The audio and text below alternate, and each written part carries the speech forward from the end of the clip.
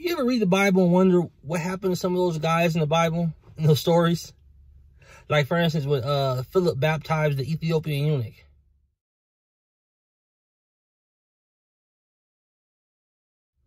You know, the Ethiopian was the first Christian convert. A lot of people don't view it that way. Not saying that they don't take the time to look at it and say, wow, that's that. They view it, they read it, they don't look at it like that. Tradition has it that he went back to Ethiopia. He went back to his home his home turf, and shared the word. The Ethiopian Coptic Church is one of the oldest churches around, bar none. I know y'all probably wondering, what is he talking about? Where is this blog going? This blog is going to the point where, as I mentioned, it's Reformation week, so this thing's been on my mind. Martin Luther, right? I don't talk about him that much. Shockingly, I know, shockingly. Back when everything was going on in Rome, things were hectic. He was getting excommunicated. He's out, a warrant on his life. Things are crazy. Things are crazy. He viewed the Ethiopian Coptic Church as one of the true churches, one of the churches that hadn't been distorted by a whole bunch of hoopla and things going on, errors of that day. The Ethiopian church. This is in Africa, in case people don't know what Ethiopia is.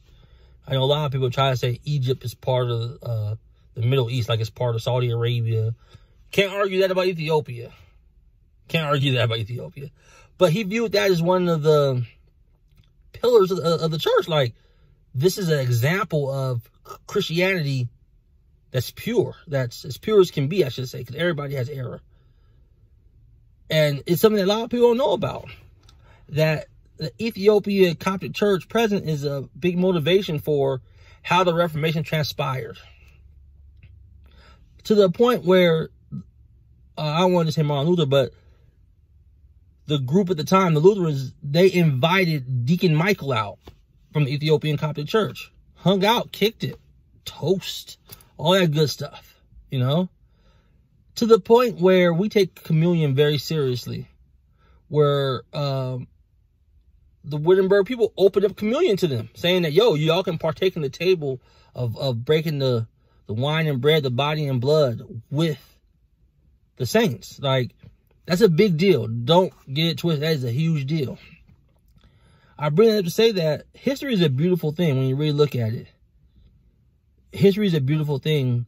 That's why a lot of times when people are like, you know, oh man, that dead religion, this and that, they miss out on the fruits of the past, the nuggets of truth, and just the beautifulness of the faith, you know?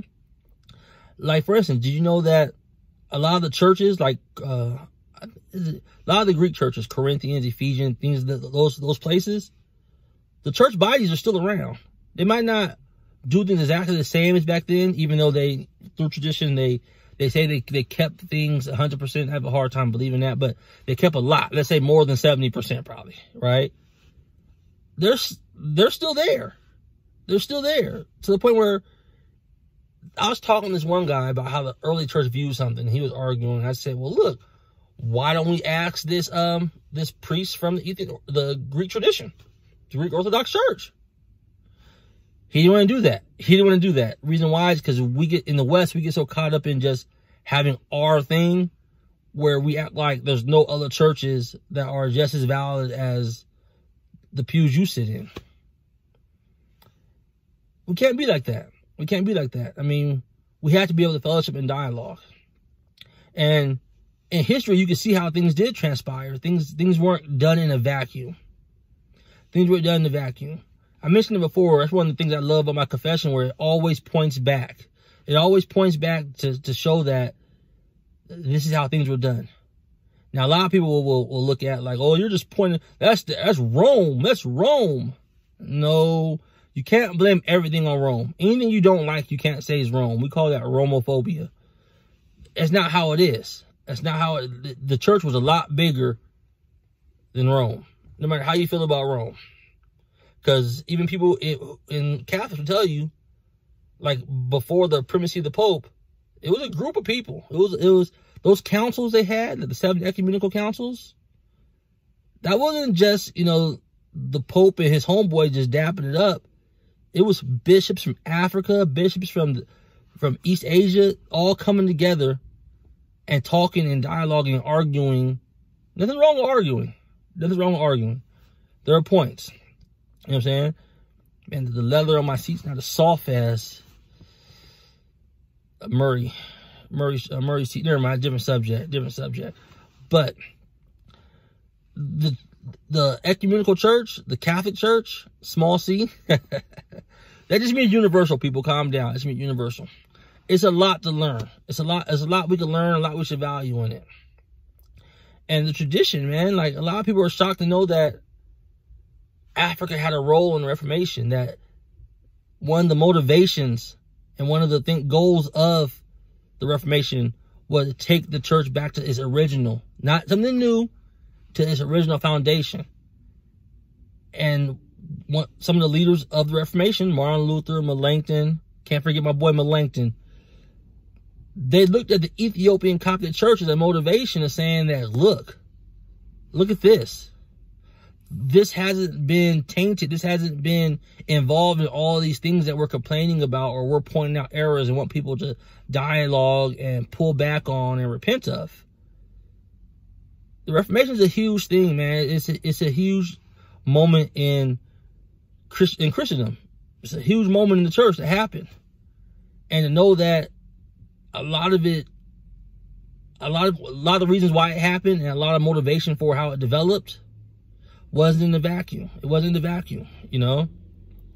I definitely recommend studying church history, man. Get a book. I mean, if you want to dialogue, you can always hit me up. Just leave a comment below. I'll reach out to you. I'm not always right. You know what I'm saying? Not always wrong either, though. I'll let your boy. You know what I'm saying?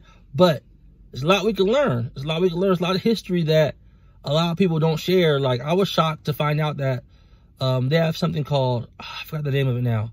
But in seminary, a lot of people, I love seminary, but a lot of people aren't studying these type of things. You know, it's as if the East Church, or the church before, in 1054, the East split from the West, okay? The West is pretty much Roman Catholicism. That's where we're all from, pretty much watching this channel. Keep it real with you. All your churches start with we split from Rome because Rome is this. Before that, there was another split that happened. And a lot of Reformation was trying to get back to before that split happened. Back when it was pretty much one body of church. There were other schisms, don't get me wrong. But you study history, you realize that it's not just us.